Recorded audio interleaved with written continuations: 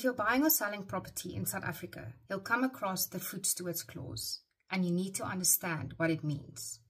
Food Stewards means that the property is sold as is, with all its faults, whether you can see them or not.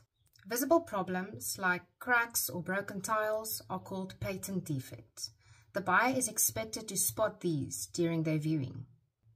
But hidden problems, like a leaking roof or damp hidden behind a cabinet, are latent defects. But can a seller just keep quiet about these defects? No. If a seller knew about a hidden defect and kept it from the buyer or the agent, that's fraud, and the Food Stewards Clause won't protect them. To hold the seller accountable, the buyer must show 4 things. The buyer must show that the defect existed when the property was sold, that the seller knew about it, that they didn't disclose it, and that they intentionally hid it. The Property Condition Report is a legal document that the seller must fill in and sign, listing all the defects that they are aware of. This document protects both sides, helping buyers make informed decisions and sellers stay honest and transparent.